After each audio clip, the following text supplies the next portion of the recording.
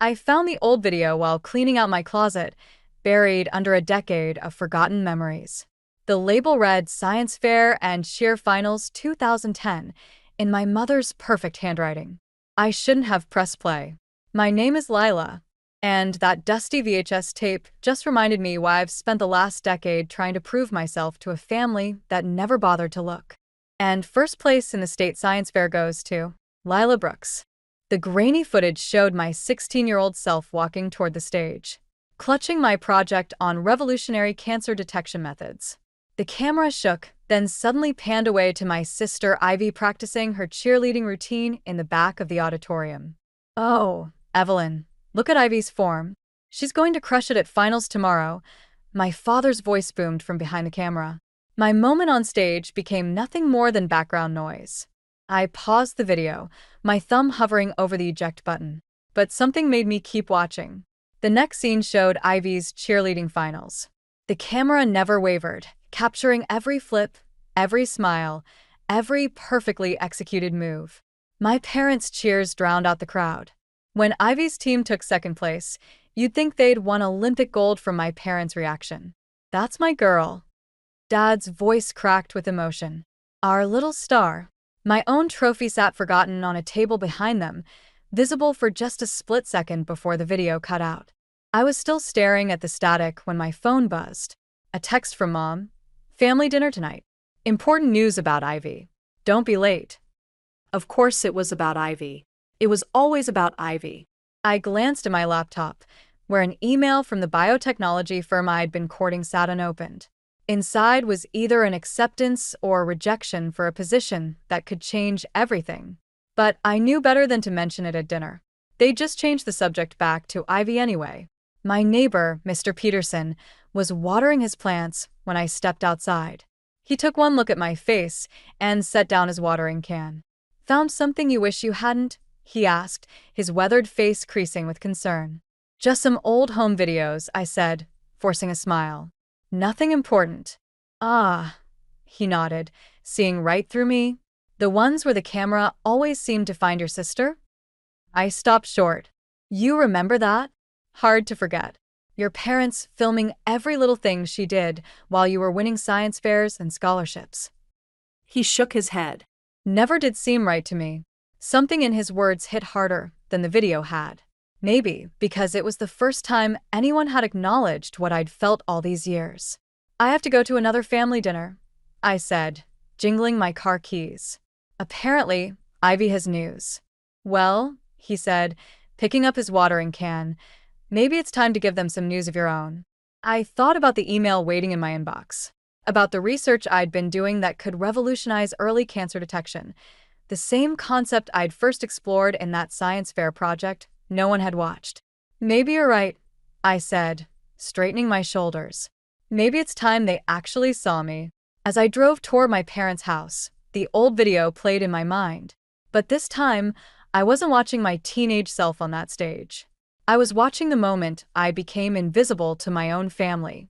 The thing about being invisible, though, no one sees you coming. The family dinner was exactly what I expected, a shrine to Ivy's latest triumph. I arrived just as Mom was arranging fresh-cut roses in the center of the dining table, probably meant to match Ivy's announcement. Before I could even mention checking my work email, Ivy burst through the front door. "I'm engaged." She thrust her left hand forward, a massive diamond catching the light. Jake, her boyfriend of 8 months, followed behind with that easy smile that seemed to charm everyone but me. "We're thinking June," Ivy gushed, while Mom dabbed at her eyes with a napkin. "A garden wedding, just like you always wanted for me." I took a long sip of wine, remembering the email still waiting in my inbox. The position would mean leading my own research team, developing technology that could save thousands of lives. But timing had never been my strong suit. "Actually," I started, setting down my glass, "I have some news too." "Jake's family owns the most beautiful venue in Vermont," Mom interrupted, already pulling up photos on her phone. "Lila, you'll need to request time off work. The whole month of June, probably. You're going to be the maid of honor." Dad clapped Jake on the shoulder. "Welcome to the family, son. We always knew Ivy would land someone special." I felt my phone vibrate in my pocket, Probably the biotechnology firm wondering why I hadn't responded. The position would require moving across the country. 6 months minimum, starting in June. About that, I said, louder this time, I might not be available in June. I'm waiting to hear about a research position. Oh, honey, Mom waved her hand dismissively. You're not still doing that lab work, are you? You're 28. It's time to think about settling down like your sister. It's not just lab work, I said, my voice tight. It's revolutionary cancer detection technology. The same concept I developed in high school, actually. Remember that science fair? The blank looks on their faces answered that question. Well, Ivy chirped. Speaking of high school, guess who I ran into? Remember Tommy Phillips from the football team? He's single now, Lila. I could set you up. I stood up, so abruptly my chair scraped against the floor. I need some air. In the backyard, I finally opened the email. Congratulations, it began. We would be honored to have you lead our research team. The back door opened, and Jake stepped out. Rough night. Shouldn't you be inside planning your perfect June wedding? He laughed, but it wasn't his usual confident sound. Can I be honest? I hate garden weddings. And Vermont. He pulled out a cigarette, hands shaking slightly as he lit it. But what Ivy wants, Ivy gets, right? Something in his tone made me look closer. The designer watch on his wrist was gone, replaced by a tan line. The same watch he'd bragged about buying last month. Everything okay, Jake? He took a long drag. Sure. Great. Perfect. Each word dripped with sarcasm. Just like everything in this family has to be perfect, right? Before I could respond, Ivy's voice rang out from inside. Jake, baby. Mom wants to show you the wedding venues. He straightened up, that familiar charming smile sliding back into place. But now I'd seen behind it. Coming, sweetheart. As he headed inside, I pulled out my phone and typed 2 words in response to the job offer. I accept. Mom appeared in the doorway. Lila, stop hiding out here. We need to discuss your dress fitting. I looked at her, really looked at her, and saw what I'd been missing. The slight tremor in her hands as she smoothed her already perfect hair. The forced brightness of her smile. The way she kept glancing at Jake's retreating back. They were all pretending. Every single one of them. Well, I was done pretending. I had a job offer in one hand and a family secret forming in the other. For the first time in my life, I felt visible because I was finally seeing them clearly too. Coming, Mom, I said, pocketing my phone. I think it's time we had a real family discussion. 3 weeks after accepting the research position, I ran into Aunt Felicity at the local bank. She was wearing her manager's badge and a concerned expression I hadn't seen since my high school graduation. Lila, she said, glancing around before pulling me into her office. We need to talk about Jake. I hadn't told anyone about my conversation with him in the backyard or about the missing watch. But Aunt Felicity had always seen what others missed. He's been coming in almost daily, she said, closing her door, making large withdrawals from Ivy's account. When I mentioned it to your mother, she changed the subject. My stomach tightened. How large? She slid a piece of paper across her desk. The number made me grip the edge of my chair. That's more than Ivy makes in a year, I said. It's more than both their salaries combined. Felicity leaned forward. And that's just from the past month. A memory flashed. Jake's shaking hands as he lit that cigarette, the missing watch, the forced smile. The pieces were falling into place, forming a picture I didn't want to see. My phone buzzed. A text from Ivy. Need to talk. Coffee? Just us sisters. I have to go, I told Felicity, standing up. But thank you for telling me. She caught my arm. Be careful, Lila. Sometimes helping means making hard choices. I found Ivy at our usual cafe, but she wasn't her typical bubbly self. Her designer purse was missing, replaced by a worn tote. Her engagement ring twisted nervously on her finger. I need to borrow some money, she blurted before I could sit down. Just until the wedding. Jake's investments. They're just taking longer to pay off than expected. Investments. I kept my voice neutral, remembering the withdrawal slip on Felicity's desk. Yes, he has the system. She trailed off, eyes darting away. It doesn't matter. Can you help or not? I thought about my new job, the move across the country, the chance to finally build something of my own. How much? She named a figure that would drain my savings. My future. That's everything I have, Ivy. But you're the successful one. Her voice cracked. The smart one. You always figure everything out. Do I? I leaned forward. Because from where I'm sitting, I'm just the invisible sister who's supposed to clean up everyone else's messes. Her face crumpled. You don't understand. Jake says if we can't pay them back. Then she clapped her hand over her mouth, but it was too late.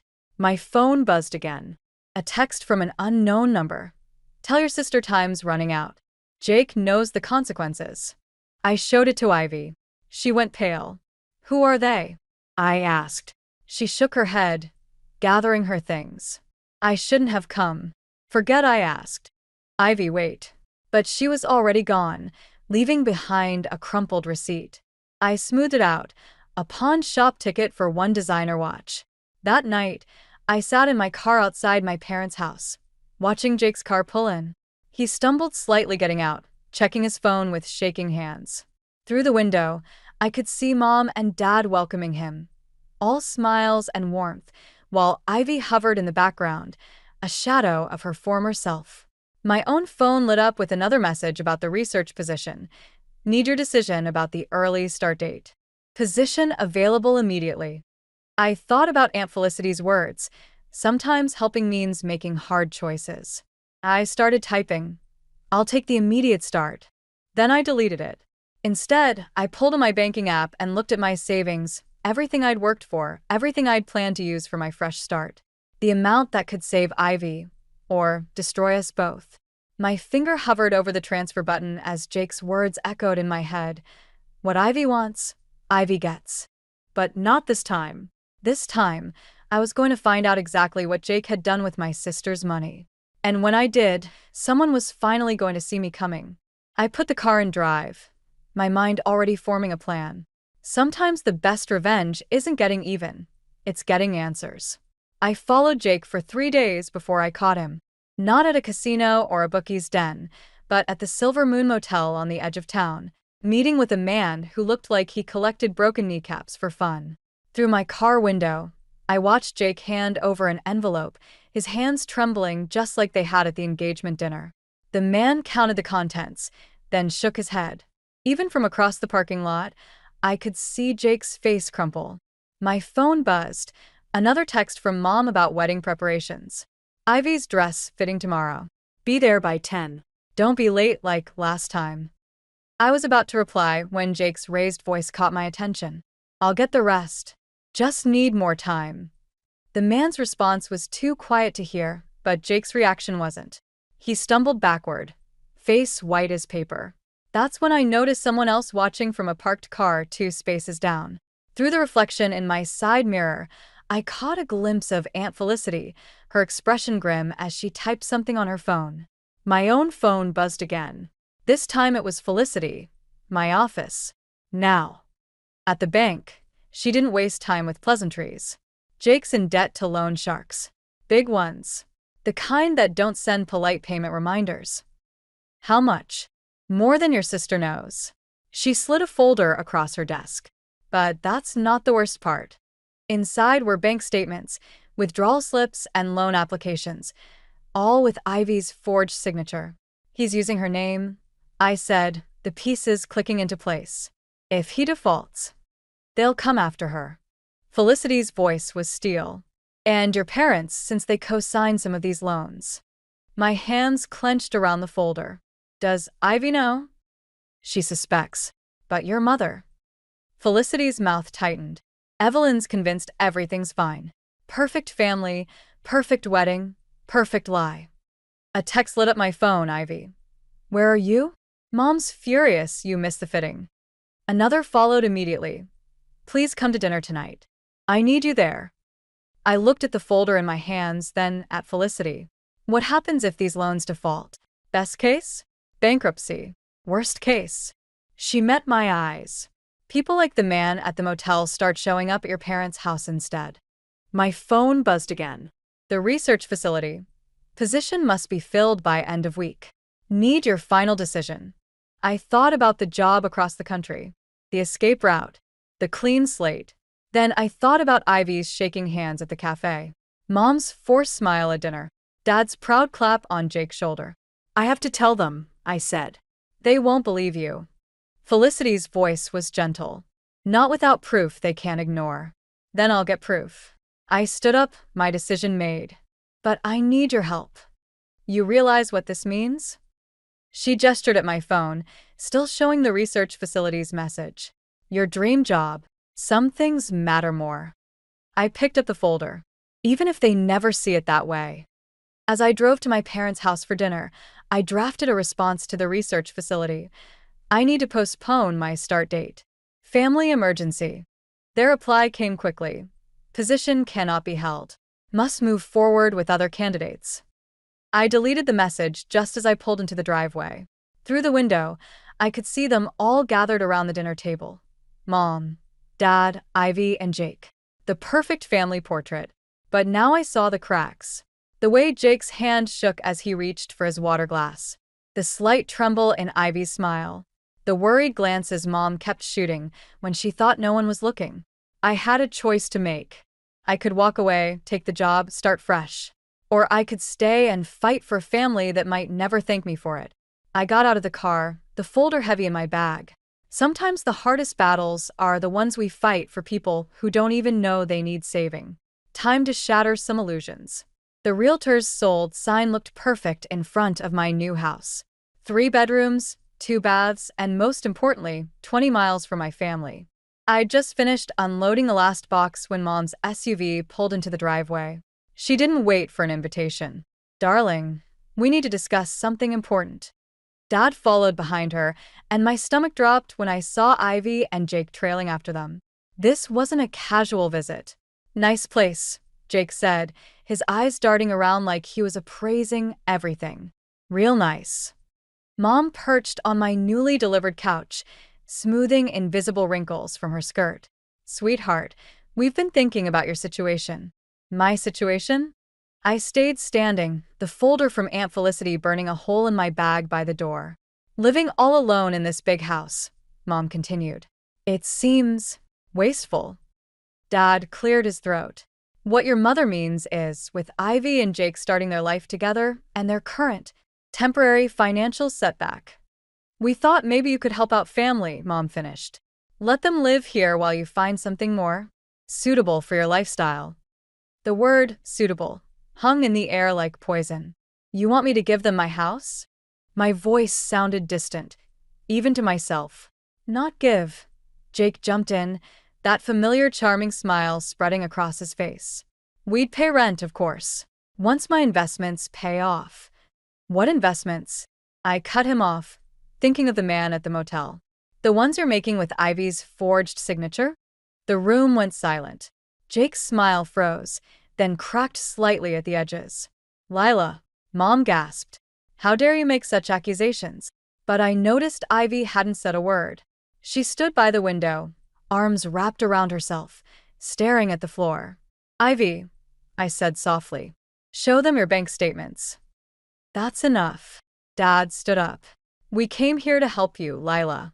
You're almost 30, alone, working those long hours in that lab. This arrangement would benefit everyone. I walked to my bag, pulled out Felicity's folder. Like these arrangements benefited everyone? Jake moved faster than I expected, snatching the folder before I could open it. This is none of your business. It became my business when you started destroying my sister's life. Destroying? Mom laughed, but it sounded hollow. They're getting married in the most beautiful venue in Vermont. There is no venue, I said. Is there, Jake? His face went pale. Ivy made a small sound by the window. The deposit, she whispered. You said you paid it last week. Baby, I can explain. Explain what? I pressed. The loans? The forged signatures? Or the man at the Silver Moon Motel? Jake's charm vanished. You've been following me? Someone had to protect my sister, since everyone else was too busy pretending everything was perfect. Lila Brooks. Mom stood up, shaking. You will apologize right now. No. The word came out stronger than I'd ever spoken to her. I'm done apologizing for seeing the truth. Then you leave us no choice, Dad said. Either you help your sister by letting them live here or what? I challenged. Or you're no longer part of this family. The ultimatum hung in the air. I looked at each of them, Mom's rigid posture, Dad's stern face, Jake's barely concealed panic, and finally Ivy, still hugging herself by the window. I thought about the folder Jake held, the evidence that could save or destroy us all. About the years of being invisible, of having my achievements dismissed, of watching Ivy slowly disappear into Jake's web of lies. You're right, I said quietly. I'm not part of this family. I haven't been for a long time. I walked to the door and opened it. Get out of my house. All of you. Lila, please. Ivy finally spoke. When you're ready to face the truth, I told her, come find me. But until then, I'm done pretending. They filed out, Jake still clutching the folder. But I wasn't worried. Aunt Felicity had copies of everything. As their cars pulled away, I noticed Mr. Peterson watching from his porch next door. He raised his coffee mug in a silent salute. Sometimes standing alone is better than standing with people who want to watch you fall. 3 days after I kicked my family out, Ivy showed up at my door with a black eye and trembling hands. He's gone crazy, she whispered. The men he owes? They came to the house. I pulled her inside just as a dark SUV cruised past my house for the 3rd time that hour. Ivy flinched at the sound of the engine. Mom and Dad still won't believe me, she said, sinking onto my couch. They think I'm being dramatic, that I provoked him. Before I could respond, my phone buzzed. Aunt Felicity. Jake just cleared out your parents' accounts. All of them. Another text followed. Police are involved. It's bad. I showed Ivy the messages. She didn't cry. Something worse happened. She laughed, a hollow sound that made my skin crawl. You know what Mom said when I told her about the loans? Ivy's voice was eerily calm. She said, I should be more understanding. That every husband has his struggles. My doorbell rang. Through the peephole, I saw 2 men in suits. Not police. Their posture was all wrong. One of them was the man from the motel. MS. Brooks, one called out. We need to discuss your brother-in-law's obligations. Ivy grabbed my arm, her fingers digging in. I pulled her toward the back door, but headlights swept across my kitchen windows. They had the house surrounded. My phone buzzed again. Mom, how dare you fill Ivy's head with lies? Jake says you're spreading rumors at the bank. We raised you better than this. There's something else, Ivy whispered as the men kept knocking. Jake. He used your name too, on some of the loans. The world tilted sideways. What? He found your old tax returns in Mom's office. Said since you had the best credit score. The knocking became pounding. My phone lit up with an alert from my bank. Multiple loan payments were overdue. Loans I'd never taken out. Police are on their way, Aunt Felicity texted. But your credit is destroyed. They're freezing your accounts. The back door rattled. Another suit-wearing man peered through the window. MS. Brooks. The voice from the front grew harder. Don't make this difficult. I grabbed Ivy's hand and pulled her toward the basement door. There was a small window down there leading to the side yard. If we could just... Glass shattered upstairs. Heavy footsteps crossed my living room floor. You know what's funny? Ivy whispered as we crouched in the darkness. I always thought you were the lucky one. So smart, so independent. I was so jealous. We need to. But you were right, she continued, her voice breaking. They never saw you, just like they never really saw me. We were just props in their perfect family picture. Footsteps on the basement stairs. A flashlight beam cut through the darkness. My phone lit up one last time. Dad, fix this. Whatever you've done to hurt Jake's reputation, fix it. Or don't bother coming home again. The flashlight found us. The man from the motel smiled, but it didn't reach his eyes. Ladies, he said softly, let's discuss your family's debt. I stood up slowly, pushing Ivy behind me. Through the small basement window, I could see Mr. Peterson on his porch, phone to his ear, watching intently. Police sirens wailed in the distance. You want to talk about debt? I said, buying time. Let's talk about how my family has been paying their debts for years. Some with money. Some with denial. Some with blind obedience. The man's smile faltered slightly.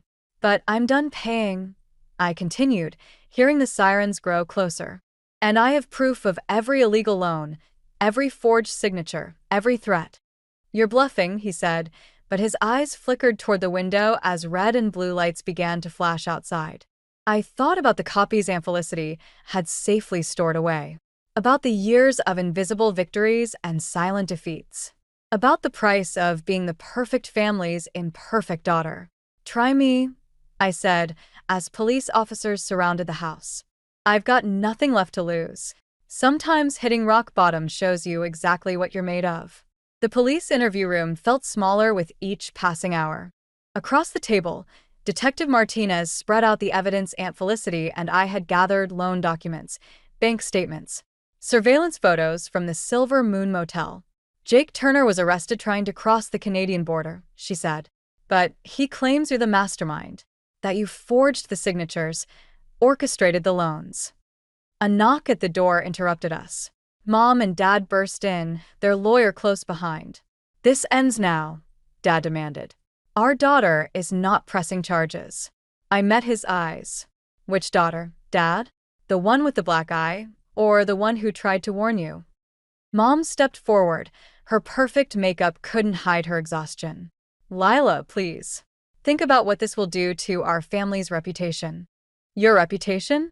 Ivy's voice came from the doorway. She stood there, hospital discharge papers in hand, looking smaller than I'd ever seen her. That's what you're worried about. Ivy, sweetheart. Mom started. Don't. Ivy walked to the table, picked up one of the loan documents. This is Jake's handwriting. He forged my signature while I was sleeping. Called it investing in our future. She laughed bitterly. And when I finally questioned him, he gave me this. She gestured to her face. Dad's lawyer cleared his throat. Perhaps we could discuss this privately. No more privacy, I said, pulling out my phone. No more perfect family lies. I played the recording from my basement, Jake's confession to the loan sharks, captured while we waited for police. Mom sank into a chair. But he was so charming. So perfect for our family. Perfect. Ivy's voice cracked. He destroyed my credit, stole my identity, and when that wasn't enough, he went after Lila's. After everything she's done for this family, Dad protested. What exactly have I done, Dad? I stood up. The sides refused to play my assigned role. The sides trying to protect Ivy when you wouldn't. We were protecting her. No, Aunt Felicity said from the doorway. I hadn't even heard her arrive. You were protecting your illusion of a perfect family, just like you did when we were young, Evelyn. Always hiding the ugly truth to keep up appearances. Mom's face went white. Felicity, don't. Don't what? Tell them about how you covered up Dad's gambling? How you made me promise never to tell anyone when he lost everything. History repeats, sister. But this time, your daughters are stronger than we were. Detective Martinez cleared her throat. Mrs. Brooks, Mr. Brooks, given the evidence, will be charging Mr. Turner with multiple counts of fraud, identity theft, and domestic abuse. The question is, will you finally support your daughters, or are appearances still more important?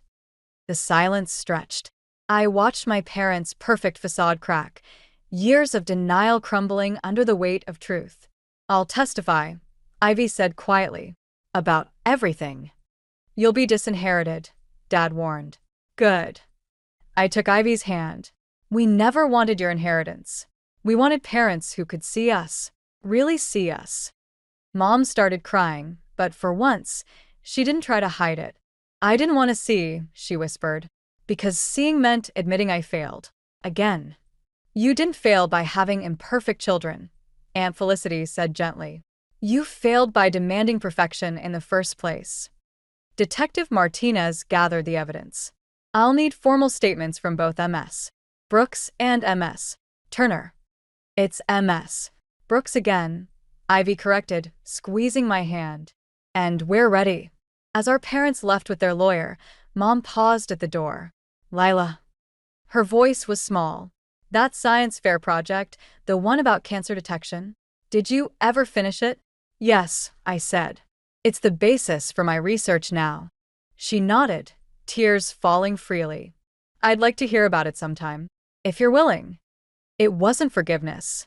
It wasn't even really an apology. But it was something we'd never had before. Truth. Sometimes the greatest revenge isn't destroying your enemies. It's forcing them to finally see reality. 6 months after Jake's arrest, I found Mom sitting on my front porch, holding a familiar VHS tape.